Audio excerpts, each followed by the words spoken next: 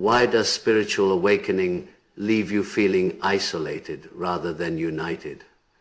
Why does personal evolution make it seem like you're drifting away from everyone around you? You might expect awakening to feel triumphant, like emerging from a dense mist into crystal clarity. Yet something unexpected occurs. The world shifts. People sound different. Exchanges that once brought comfort now ring empty. You're not attempting to judge anyone, nor do you consider yourself superior.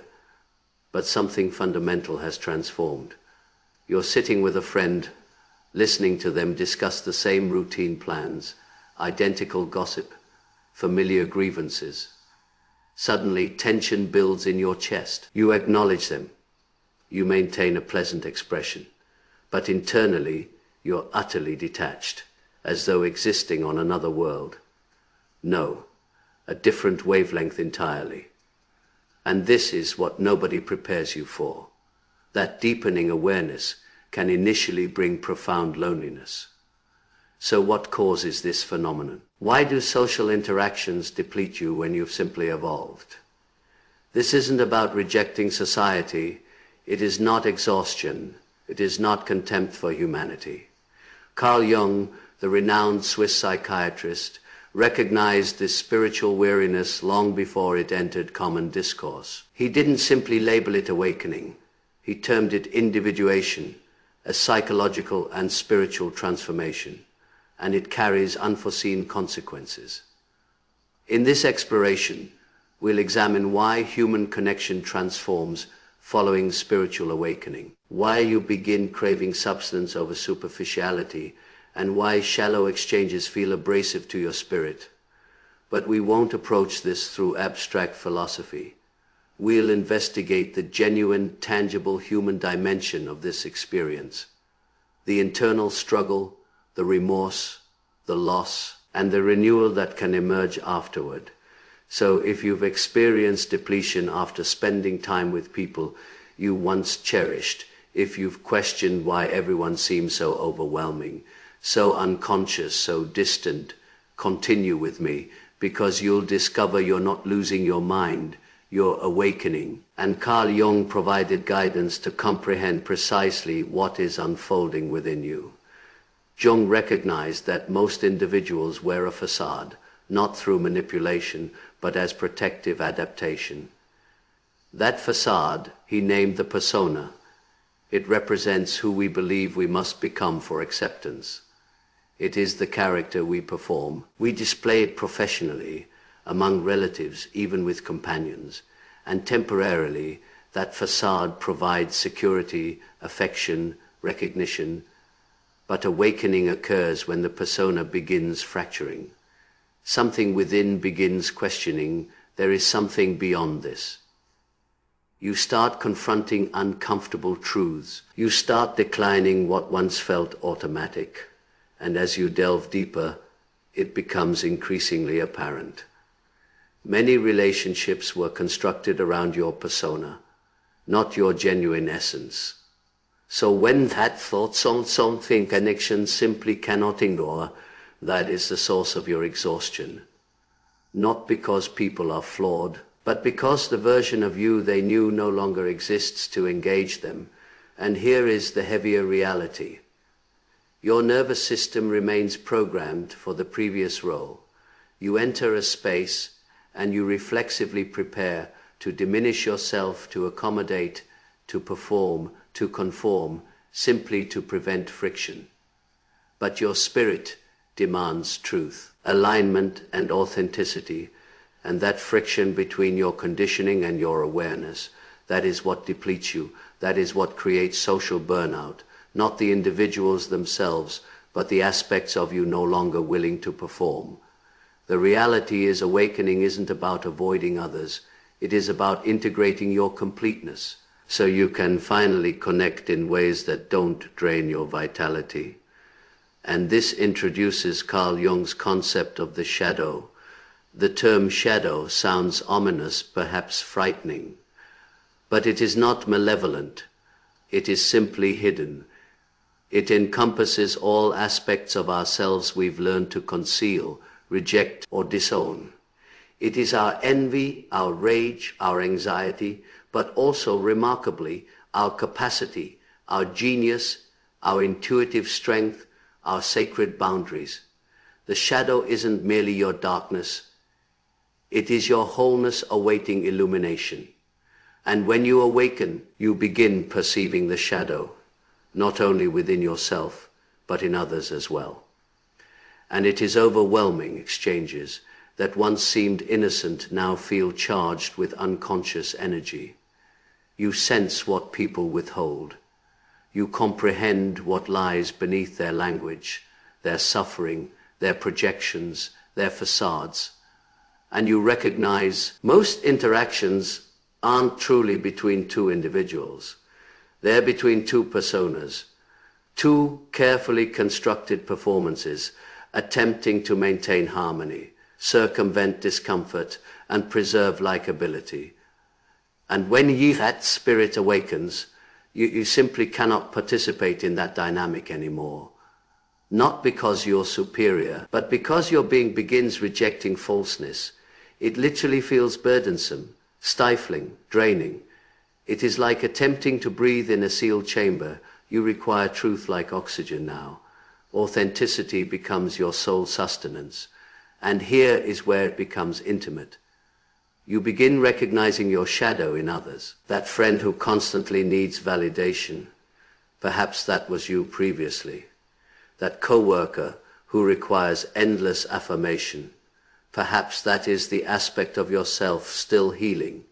The individuals who trigger you most intensely often serve as mirrors, reflecting the very fragments of yourself not yet fully integrated.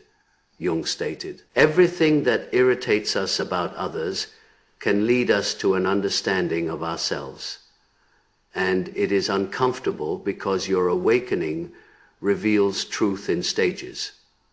Initially, it appears others are problematic. Then you realize you resemble them. Then you understand you still do. But you're transforming, you're choosing consciousness. And that distinction matters profoundly. But the hazard in awakening is spiritual arrogance, believing you're enlightened while everyone else remains unconscious. That is not growth. That is simply another facade. Genuine awakening means compassion for yourself, for others, and for the earlier version of you who required those old patterns for survival. It is through that compassion that healing commences, that exhaustion diminishes, that your energy shifts from self-protection toward honoring your authentic nature. And remarkably, as you integrate more of your shadow, you stop needing such distance, because you're no longer battling your own reflection in others. And now we'll examine how emotional sensitivity and overstimulation connect to this awakening fatigue, and why your nervous system plays a far more significant role than you realize. If you've felt excessively sensitive, excessively empathetic, or excessively aware, this will transform your understanding. Here is something rarely discussed regarding awakening. It is not exclusively psychological or spiritual. It is physiological as well. Your body, particularly your nervous system, is undergoing transformation. And that brings complications. Throughout most of your existence, your nervous system adapted to turbulence, commotion, demands, and pretense. You became accustomed to emotional interference, like persistent background disturbance that never quite disappears, and that interference conditioned you to remain vigilant, to assess environments, to maintain peace, to interpret energy. Especially if you're empathic or highly sensitive, this became your survival strategy. You didn't simply hear people, you absorbed them. You didn't simply observe moods, you experienced them. You became a receptacle for others' emotional atmospheres, and that kind of hypervigilance exacts a tremendous cost over time. Now, introduce awakening to that equation. Awakening intensifies your perception. You don't simply notice surface energy. You begin sensing discord, misalignment, manipulation. Even when unintentional, you detect unspoken elements, subtle expressions, energetic inconsistencies, and your nervous system becomes overwhelmed because it hasn't yet learned processing this elevated awareness. It hasn't synchronized with your consciousness, so it continues reacting habitually, tension, exhaustion, emotional overwhelm, and the impulse to retreat. And that is what nobody mentions. Awakening doesn't resemble peaceful meditation on a mountaintop.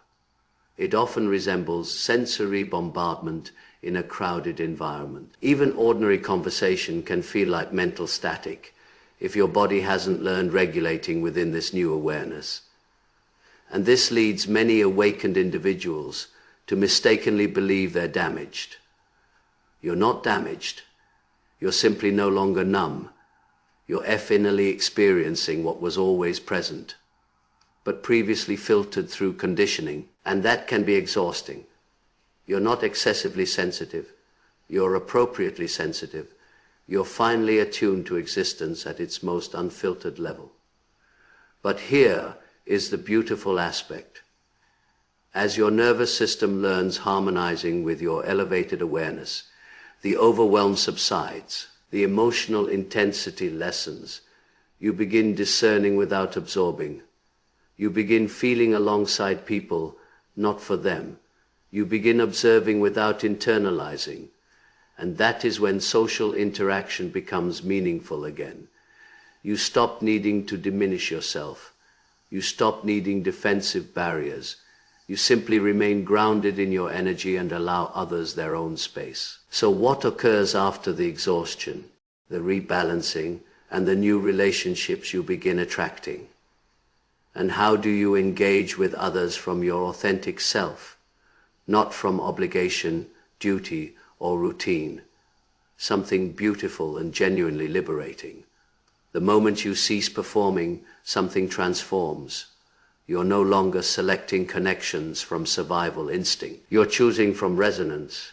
You're not accommodating to prevent conflict. You're honoring your truth. Even when uncomfortable, you're not remaining to be appreciated. You're remaining where you feel recognized. It is subtle, yet powerful. Instead of seeking security in others, you begin embodying the security you once needed. Carl Jung believed that integration, not perfection, represents the objective of psychological wholeness. That means unifying your conscious self, your unconscious patterns, your shadow, your light, your wounds, your wisdom, everything, not to achieve flawlessness, but to achieve authenticity. And from that authenticity, your relationships transform. You'll notice you begin attracting individuals who speak your energetic language, who don't deplete you because they're not requesting you diminish yourself, who don't project their suffering onto you, but hold space for yours equally. These are soul-aligned connections, and frequently they emerge after a period of solitude. That solitude wasn't loneliness. It was your field clearing itself, creating space, recalibrating your energetic boundaries. When ye are immersed in awakening, it is common feeling something's wrong because you don't relate to people as before. But here is the truth. You're not meant to relate identically. You're meant to relate from a deeper place now, from presence, clarity, and alignment. And that changes everything. You stop matching others' energy to maintain peace.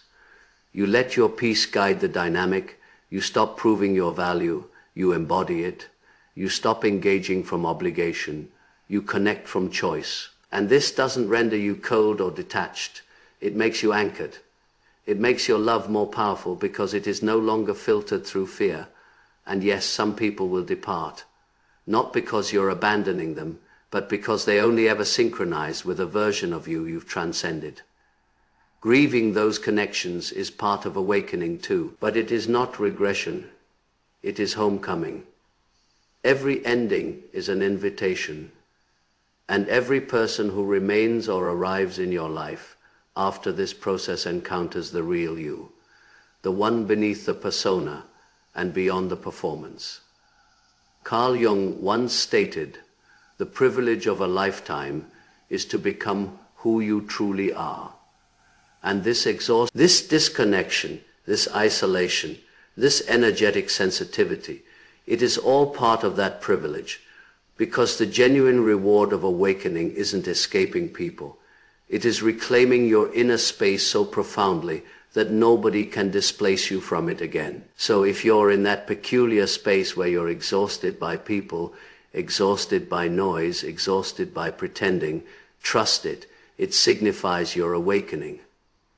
And when you emerge transformed, you won't just relate differently, you live differently. If this resonated, share it with someone experiencing similar exhaustion. Share your reflections in the comments. When was the moment you realized you couldn't relate to certain people anymore? What did that experience feel like? And remember to subscribe to Fractal Wisdom. This is just the beginning of everything you're becoming.